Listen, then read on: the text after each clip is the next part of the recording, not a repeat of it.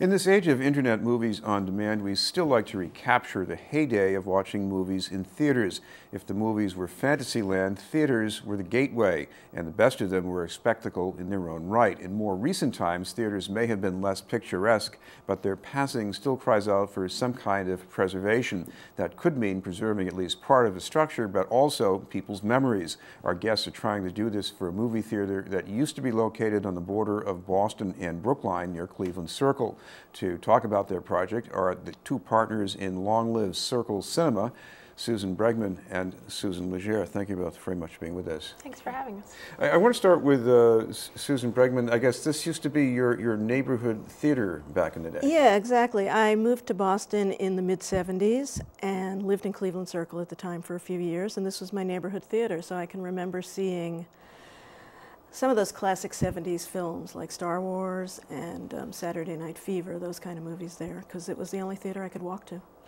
Susan Legere, what was this theater for you in your memories? Well, I lived in Newton for 7 years, so it was just a really convenient local theater to go to. But Susan Bregman, aside from the fact that you went here, you're trying to say, are people nostalgic about this?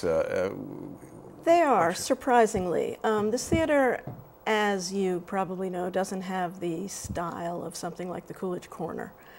But people remember this as their neighborhood theater. When it was built in 1940, it was billed as one of Boston's finest suburban theaters, and it really had an elegant past.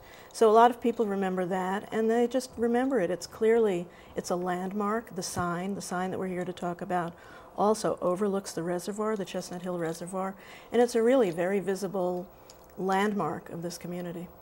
Susan Legere, what got you started on the project exactly? Well, I actually happened to meet Susan at a craft fair when I was Christmas shopping. I saw her booth with these beautiful photographs of vintage signs and was immediately drawn to it, and walked up to her, started talking, bought some of her stuff. Said that I had always been interested as a sociologist in doing something around photographic images, some sort of photo essay, and always had a love for vintage signs. They always kind of catch my eye. So we just kind of got to talking and decided to keep in touch. And then we finally got together in May, and we were casting about for ideas and just kind of proposed the Circle Theater because we knew that it was going to be destroyed soon. And as Susan said, that sign is something that I always would see when I was walking around the Chestnut Hill Reservoir, and it was kind of a little landmark in the area. Susan Bregman, you focused on this sign as a photographer, so what is it about the sign? Well, it's retro. I love the R. I love the letters in circles. I love circles, and there's just something about it. It has that art, a little bit post-deco, I'd say, lettering, almost mid-century, and it's very charming, and it's huge. You don't think about how big it is, but it's enormous. It suggests to me something you'd see in Route 1 in Saugus. This is not the whimsical, picturesque kind of theater. This is a place that you might feel good about driving to in your new car, and the suburbanized kind of sense of the world. And I guess that's the new kind of style message in this theater. It's not like the old Oriental in Mattapan or something. Right, although the same architects designed the Oriental in Mattapan as designed the original version of this theater when it was built in 1940. But in 1965, in the mid-'60s, that's when they remodeled it into this more modern style that I think you're talking about, with sort of consistent with just visions of urban renewal, and it's the same style as City Hall was built in. So talk about that older version of the theater, because we want to bring up the photo again, and what is it about, what kind of things should people be looking for in that kind of a style? In the original theater? Yes, in the original theater. Well, we don't have that much information about it, but we know that there were two signs on the front that said Circle, as well as the sign that we're trying to save now, which was on the side. And it was designed by this architecture firm called Crokin and Brown that built a number of prominent theaters in the day. Honestly, we don't know what it looked like inside. We don't know how it was decorated, but we know it was considered a fine suburban theater. It had plush seats, and I believe the seats reclined, so people could pass in front of you as they were getting to their seats.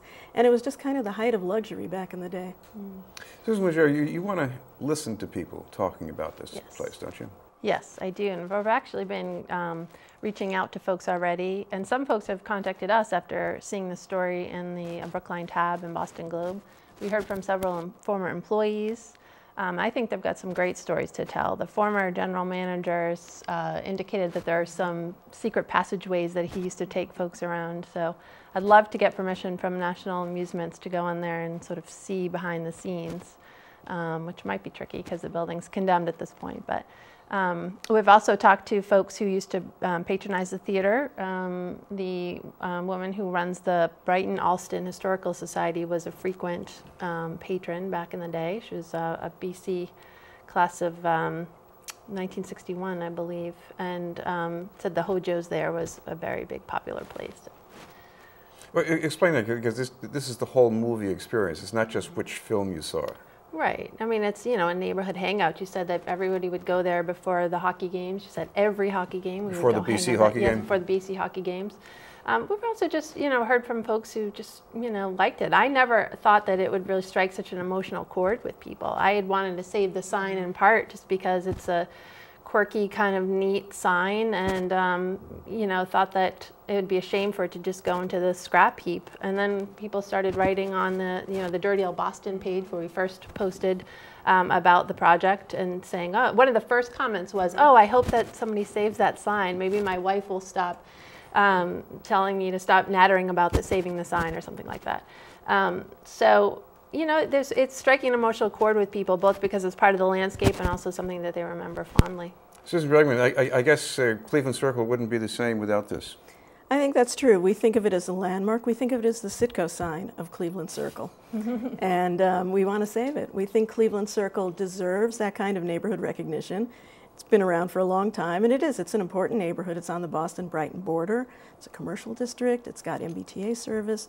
It's a hub. And we think the sign would be really a great, saving the sign, finding a location for it, either in the new development or possibly on top of one of the existing buildings, would really add a lot to the neighborhood, give the neighborhood a sense of place and a sense of style. We should mention, if anybody wants to get in touch to contribute or even ask some more questions, what's the best way they can do? You got a Facebook page, right? We have a Facebook page. It's facebook.com/longlivecirclecinema. And we also have a Gmail account, longlivecirclecinema@gmail.com. Thank you both, Susan Bregman and Susan Legere from Long Live Circle Cinema.